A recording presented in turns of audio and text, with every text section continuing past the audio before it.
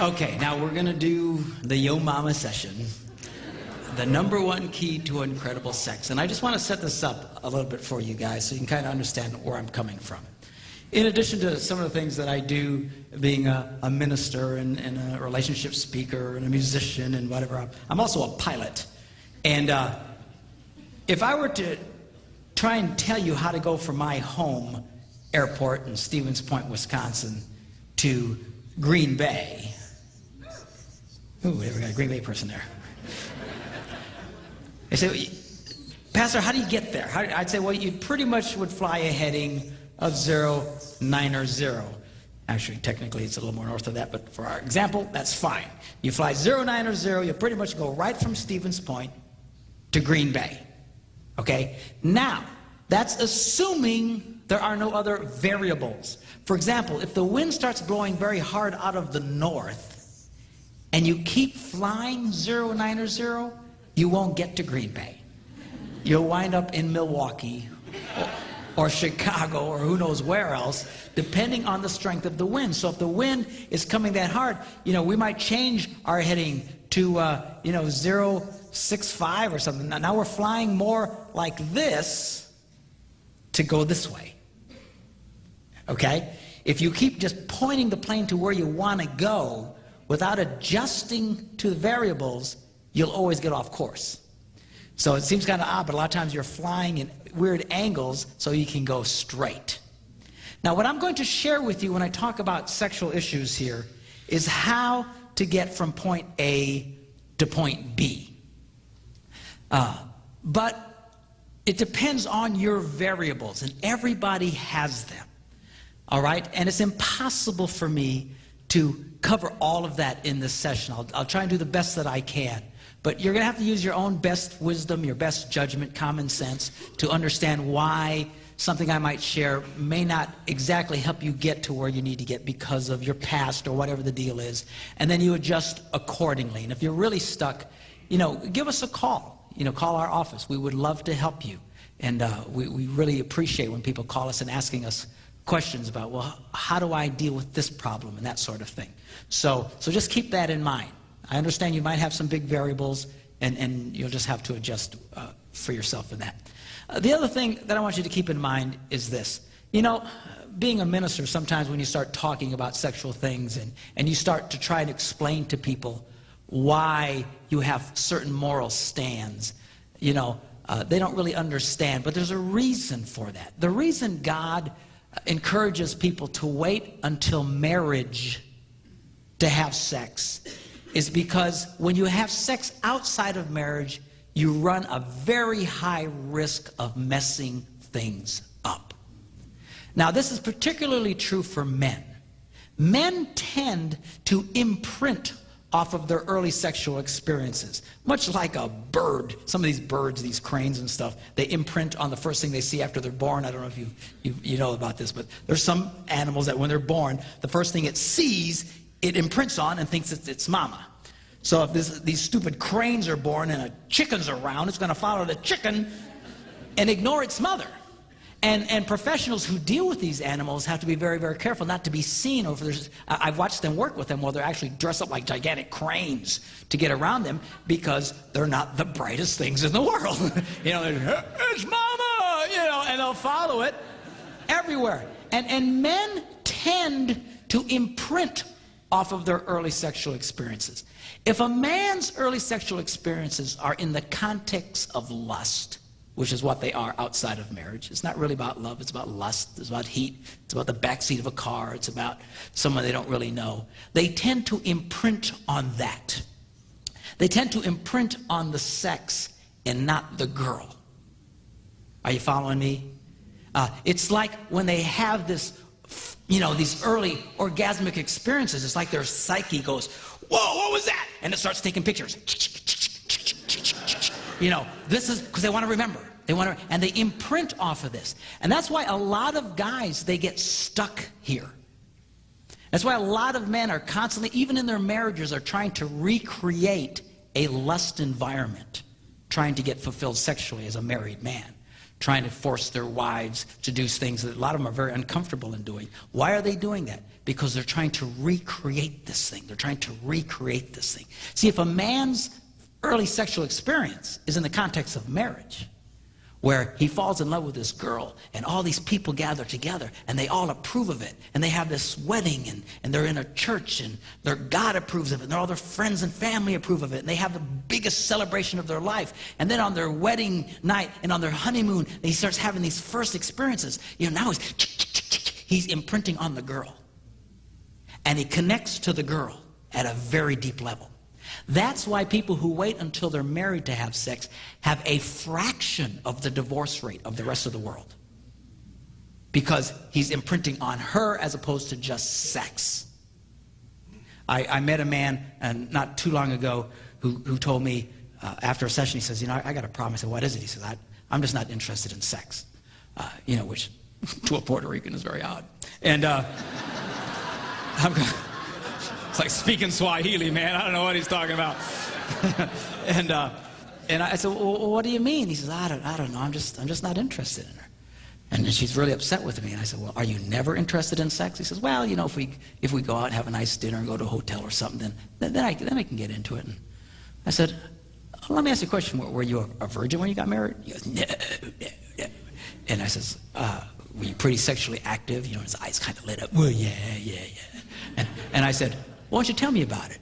What would be a typical experience? Oh, you know, I'd find these women and pick them up in bars and take them out for dinner and go to some hotel. I said, you see what you've done?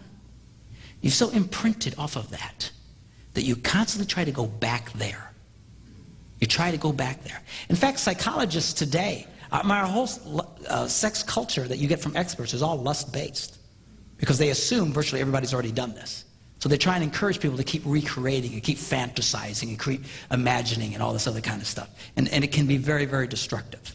And men can have a really hard time really truly connecting with their wives. Can you get past that? Yes, you can. And I'm going to show you how.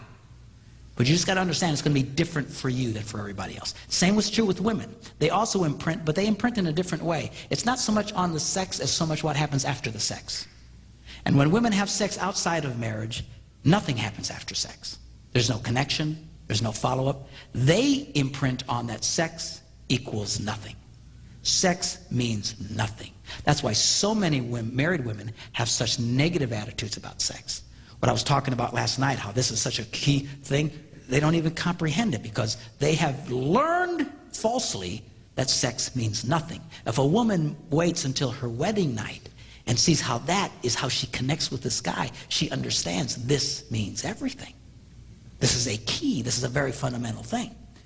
Particularly, you feel very bad for women who've been sexually molested because not only does it mean anything, their whole experience was forced on them. And that so has such an impact. Those early experiences are so important. It's not like God is embarrassed about sex. God is not a prude. He's seen you naked. He can handle it. It would really freak me out, but he can handle it. Some people say, yeah, you shouldn't have sex before marriage. Yeah, it's just puritanical nonsense. No. This stuff has a huge impact on people that a lot of you will struggle with this for the rest of your life. I'm going to show you how to help you with the struggle, which is not what you want to hear. You want to hear how you just fix it and it'll all go away. It won't probably just all go away. You will struggle with this for the rest of your life. All the more reason you need to tell your children what I'm about to tell you, so they do this right. It's a matter of like metabolism. You know how some people, they can eat anything they want and they never gain weight? You know, we all hate those people. You know, they never have to think about it. It's natural to them. They can eat anything and they stay slim all the time. Then there's the rest of us. We so much as look at food, we gain 5 pounds. What is the difference? We can still be at a healthy weight, but it's a lot harder for us. It's a lot more work for us, a lot more energy for us to get into a healthy place. What I'm talking to you about has to do with sexual metabolism. If you do this right in the beginning, those people have an automatic, natural, healthy metabolism. And they carry it with them throughout their whole lives. That's why these people usually stay married forever. These guys who get married 18 years old, like Debbie and I did, and die at 103, with just what, they have this healthy sexual metabolism because they didn't get all messed up. And everybody else struggles. That's not to say you cannot have a good sex life. You can. You can have a wonderful sex life. It's just for a lot of you, it's going to be more deliberate, and you're going to have to work at it a little bit harder than others. Are you following what I'm saying? I'm not trying to discourage you, but I'm not going to whitewash this to you. That's why you want to encourage your kids, wait. For the love of God, wait. And particularly for women, not only psychologically, they have now determined through research that women physically do not respond the same after they've had multiple sexual partners. Women typically, when they have sex, they release a chemical called oxytocin into their bloodstream. It gives them this buzz, and it helps them to connect emotionally. It's the same chemical that's released in a woman when she breastfeeds a little baby. And it helps her to connect. They call it the bonding chemical. They have measured that women who have multiple sexual partners, they start releasing less and less oxytocin. Just a physical thing. I mean, this is really dramatic for women. Physically, they can't even get the same buzz. It's not worth it. You can make it work. You can have a healthy sex life. I'm going to show you how to do it. But all the more reason you want to encourage your kids, wait. Do this right. Don't tell them sex is wrong. Sex is wrong. Man, I told my kids sex rocks. Man, sign me up, Jack. I like this. All right? But do it the right way. If you don't do it the right way, they can struggle. Some of you are struggling now. Some of you will struggle for the rest of your lives. You can get it right. Just your metabolism is going to be different. It'll take more energy, and that's okay. Are you hearing me? Don't get discouraged. You can still do it. It'll just be different than if you would have waited. I wish to God we'd all waited. I know we didn't. And it depends on the amount of damage. I mean, just because you had one or two, it doesn't not like you're seriously damaged. But some people who've really been into this stuff before they got married, you struggle. I know you really struggle with this stuff. And hopefully what I share with you in this session will really help you. Okay, y'all okay? You ready?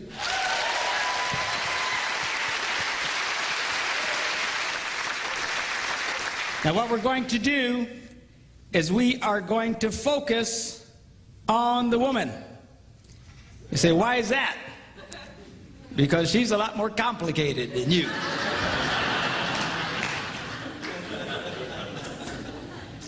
Thank you, dear. So we're going to focus on what it takes for a woman to experience great sex. You see, all a man needs for great sex is for you to show up.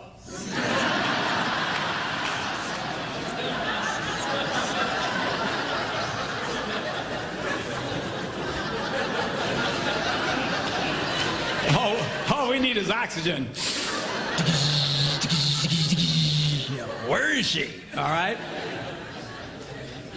All right, so guys are easy. Women are a little bit more complicated, and we're going to approach this. And again, keep in mind, I'm going to be dealing with this issue from a stereotypical standpoint that a man is more interested in sex than his wife. If you're the opposite, you just have to interpolate, and a lot of the same rules apply. All right? So anyway, so number 5. What does a girl need? Well, first, we're going to start with 5 and go up to the number 1 key to incredible sex. She needs romance. Looking at the Song of Solomon, he writes, "How delightful is your love, my bride. How much more pleasing is your love than wine, and the fragrance of your perfume than any spice." Here's a man who knew how to talk to a woman. He was romantic. Romantic.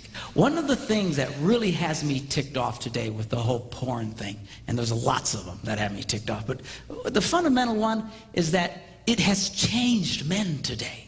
It used to be that men were lovers of women, but this whole porn thing has turned so many men into self-centered pigs. It's not about making love to the woman, it's about being gratified. Why don't you do this to me? Why don't you do that? Hey, man, what do you do? Well, how do you get your head out of the toilet? All right? You want to have a great sex life? You've got to learn how to be a lover to the girl. You know, a lot of guys get mad because women aren't as turned on as they are automatically, or don't have as much desire as they have. Guys will say, well, my wife's not interested in sex. Sure she is. All women are interested in sex. All women have sexual desire, but it's different from you. Your job is to be a lover to her and awaken the sexual desire that is in her. All right? And a lot of guys, they don't want to do that. They just want to be lazy. I know, I are one.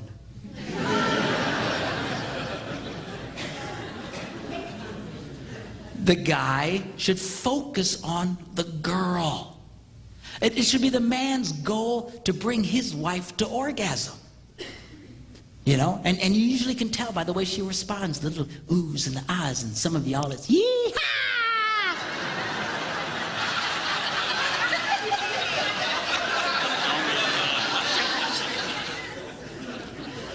Of course, a lot of women say, well, I'm so embarrassed. I couldn't do that. You know, and I say, girls, if your husband has to constantly ask you if you've been to the promised land, you ain't communicating.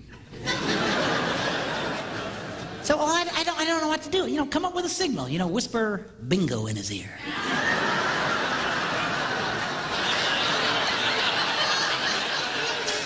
It makes for great code later. You can talk around the kids. They have no idea what you're talking about.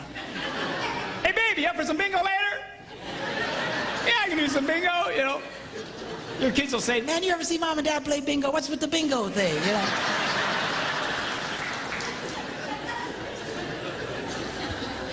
Of course, if you're a Catholic, I'm really freaking you out because y'all play bingo every Thursday night at your church. But that's a different bingo, all right? Lovers of women, you should be focusing on the girl.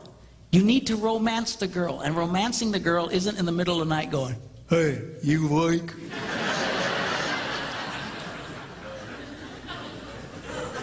Say, well, I'm interested then. Well, you know, look, if your wife likes you waking her up in the dead of sleep, then go for it. I don't care. The minute you feel turned on, you don't have to be immediately gratified. All that's doing is God reminding you, be nice to the girl. Be nice to the girl. Be nice to the girl. All right? And then that should kick you into your romantic mode, not your, hey, come here, baby. Help me out, will you?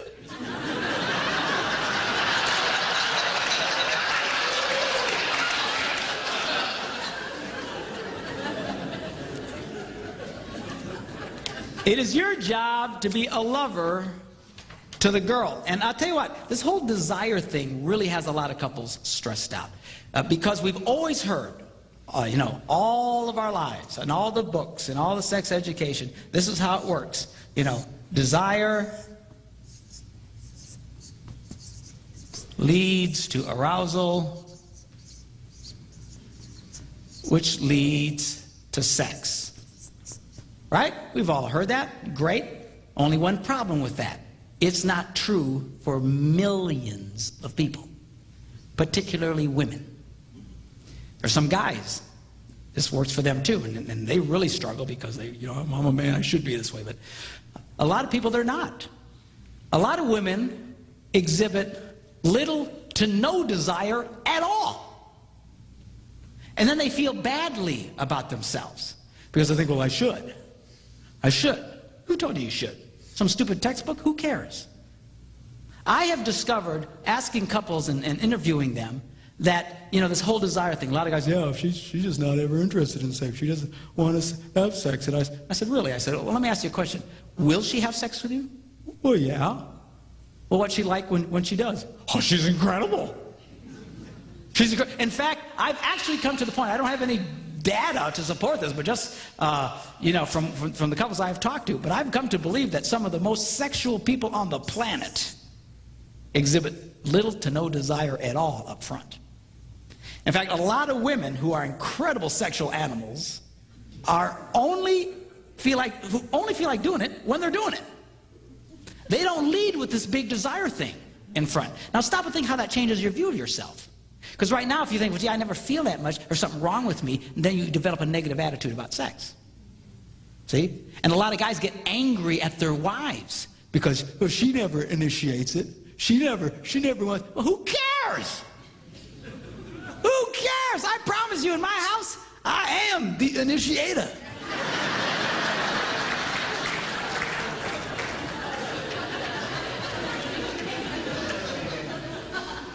I am the initiator.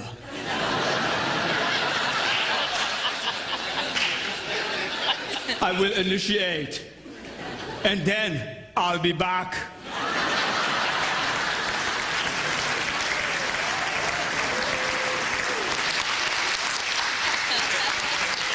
Who cares?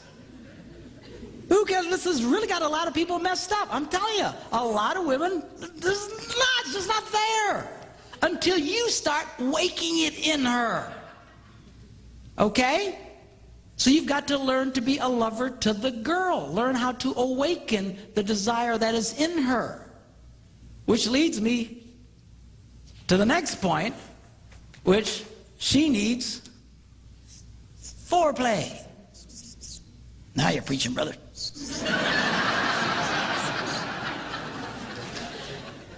And let me say this to you. You know, a lot of guys' way of initiating sex is they'll ask their wife, You want to have sex? and the answer more often than not is no.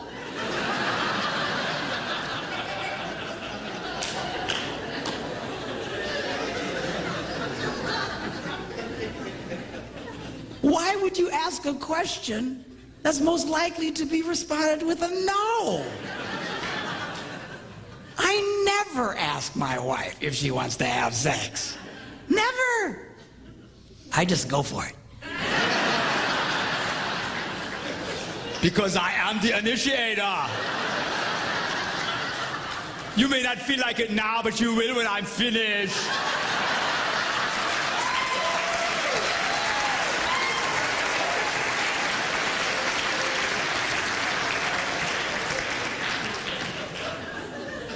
Man, if your idea of romance and foreplay is, You want to have sex?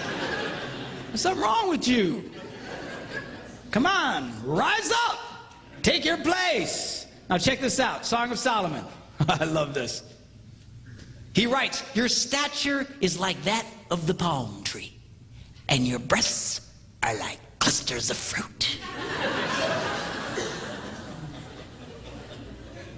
I said to myself, I will climb the palm tree.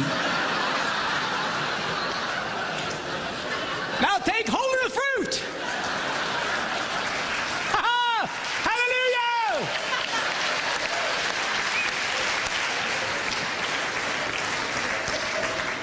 Now the problem here is most guys don't want to take the time to climb the palm tree.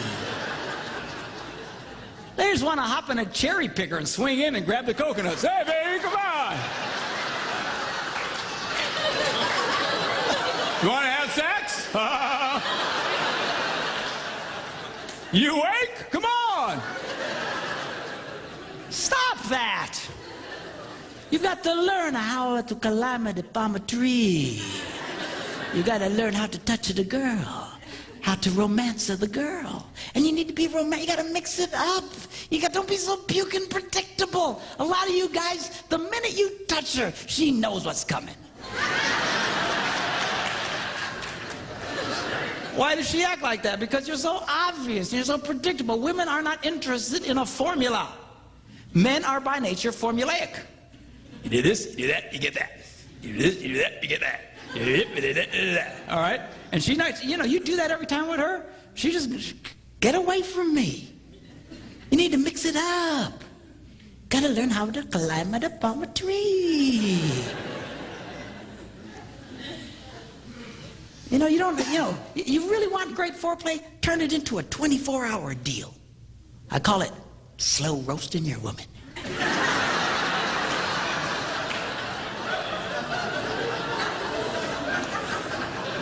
Man, it rocks! Don't be in such a hurry. Kiss the girl, leave her alone.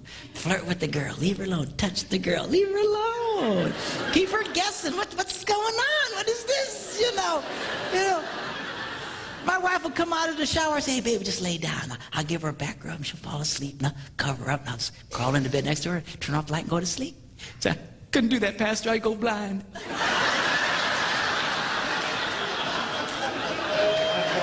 You won't go blind. You've got to learn how to climb it up on a tree. Take it a time. Don't worry about this desire thing. You see, I'm waiting for her to have all this desire on front. Stop. You're going to be a very old man before you have sex again.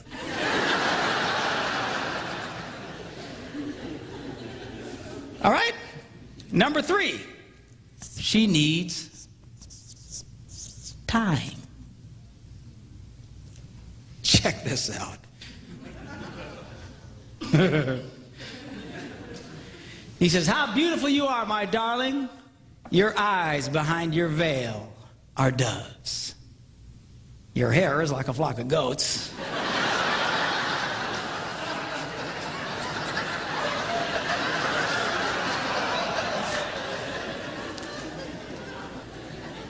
Not my choice of words, but apparently 4,000 years ago, this was hot talk.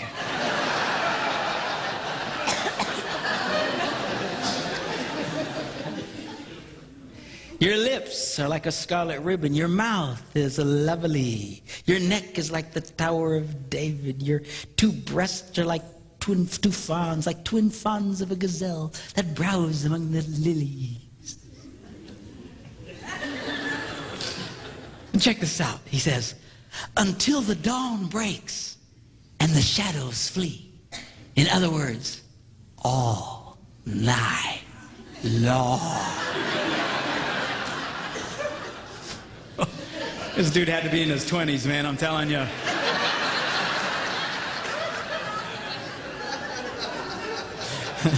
This Puerto Rican's way past all night long, I gotta tell you right now. But all night long. What's he gonna do all night long? He says, I will go to the mountain of myrrh and to the hill of incense. Where exactly is that, Pastor? Let me explain it to you. If you look in the back of your Bible where they have all those nice maps of the Holy Land and stuff, you can look as hard as you want, you won't find Myrrh Mountain anywhere. So, well, where is it? Well, I'll think it through. Talks about her hair, and her eyes, and her nose, and her lips, and her neck, and her breasts. Ends up at Myrrh Mountain. Where do you think it is?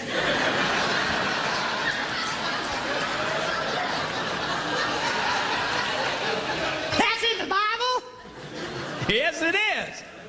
And the wild thing is he's there all night long. Which brings me to a very delicate subject. And for the love of God, don't raise your hands or point out anyone.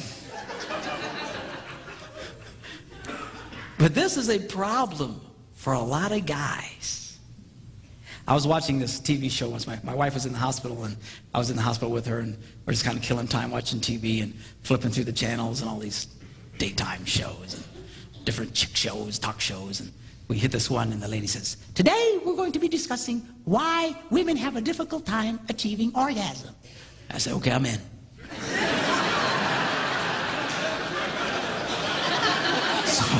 So I said, let's watch this one. I like this one.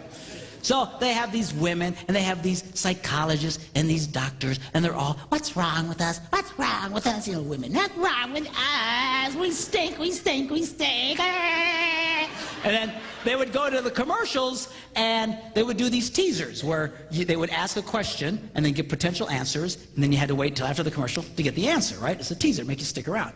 Well, about halfway through the show, they asked this one question. What is the average length of a man's sexual experience? A, 2 minutes, B, 10 minutes, C, 20 minutes. And it went to commercial. I looked at Debbie and I said, you know what the answer is? She goes, no, what? I said, 2 minutes. She goes, oh, it is not. I said, you watch. Came back and ding, A, 2 minutes. And then they went on. What's wrong with us? How can we have a hard time achieving orgasm? Hello, did you see the screen? Now do the math. If a woman needs anywhere from 7 to 14 minutes, and a boy's done in 2 minutes, you got yourself a math problem.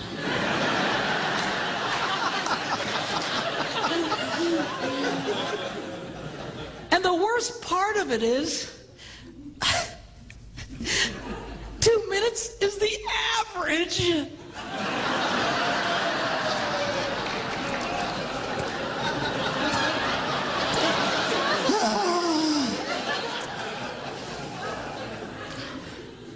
Now, guys, you can do better than the 2-minute drill.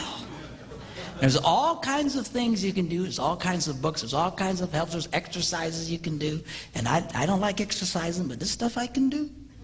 You know, that where you can get past this 2-minute drill problem. Now, ladies, you have to understand the #1 element to enable a man to beat the 2-minute drill is regular, consistent sex. Yeah, that's what I'm talking about.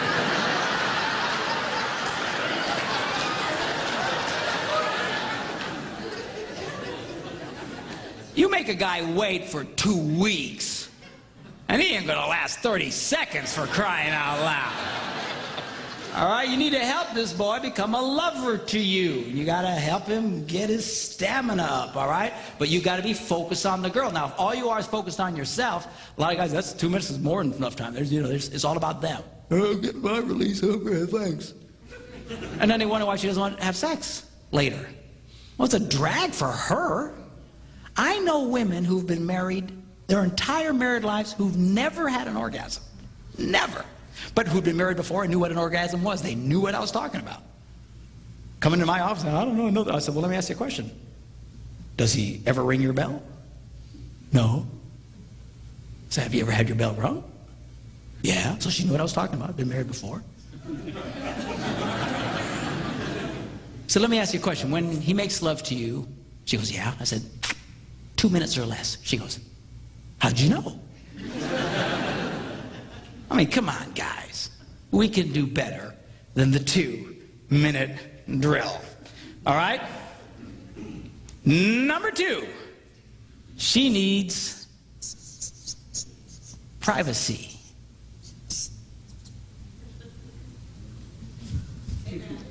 Amen. He writes, let us go early to the vineyards, secret place, private place, to see if the vines have budded.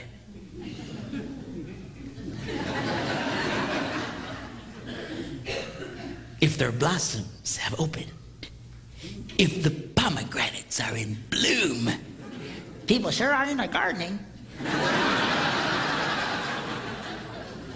And there he says, I will give you my love. It's going to be very difficult for a woman to feel very sexual or turned on if she doesn't feel that her lovemaking to you is safe and private.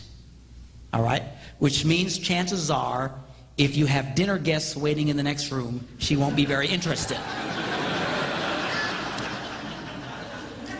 To a lot of guys, we'd have no problem with that.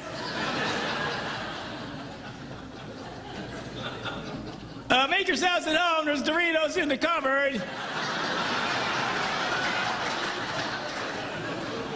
We'll be with you in a little bit.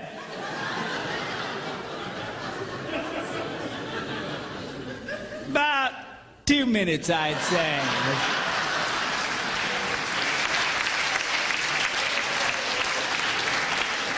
You're not going to be interested in that, you nitwit.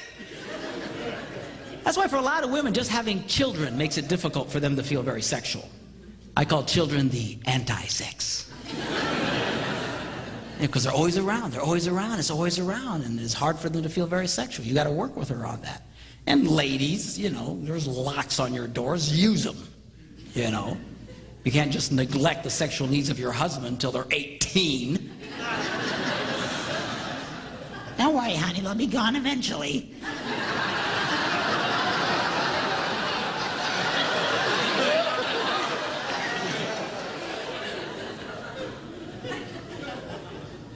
Everything changes with children. You know, you're not the same anymore. Women, guys have to understand that physically they're different, emotionally they're different, everything's changed. Those beautiful, seductive breasts are suddenly transformed from erogenous zones into public utilities.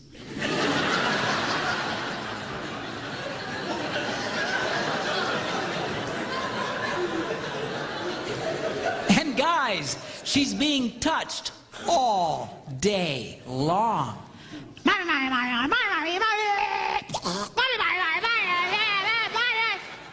and then you come home.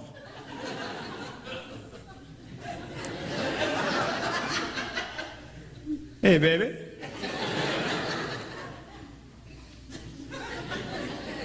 Touch me and die.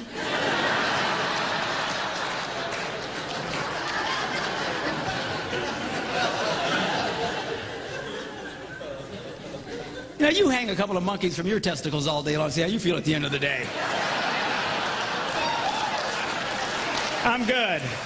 I'm good, thanks.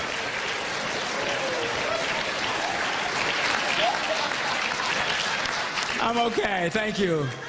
Thanks for asking. I'm good. I'm good.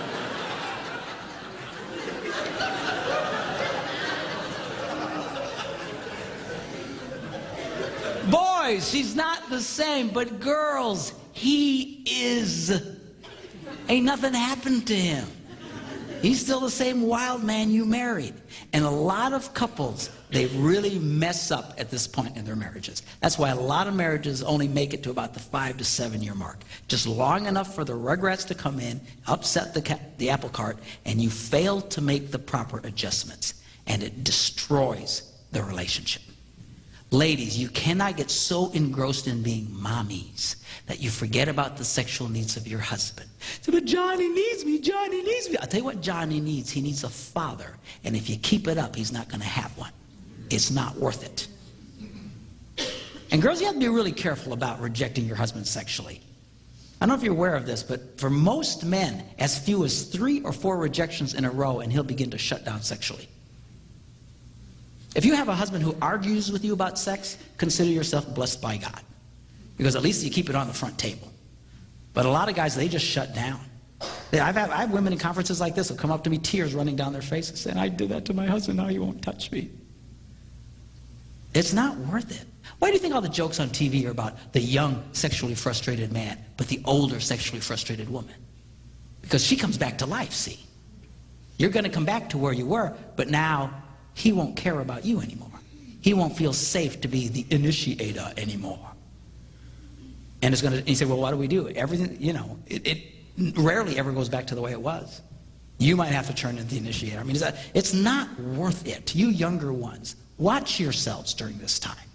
I understand you're tired. And guys, get a clue. The girl is exhausted. Give her a break. Let her rest. They just did a survey on USA Today weekend, this weekend. I don't know if you saw it. But they said, what were men's #1 interests? It was sex, food, and sleep. And they surveyed women, and their top 3 interests were sleep, food, and sex. I mean, you're being traded in for a cheeseburger, Jack. You know what I'm saying?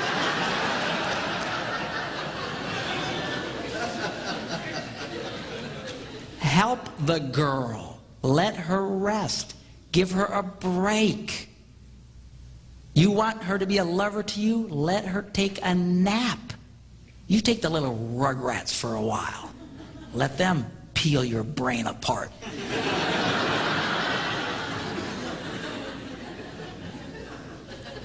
All right?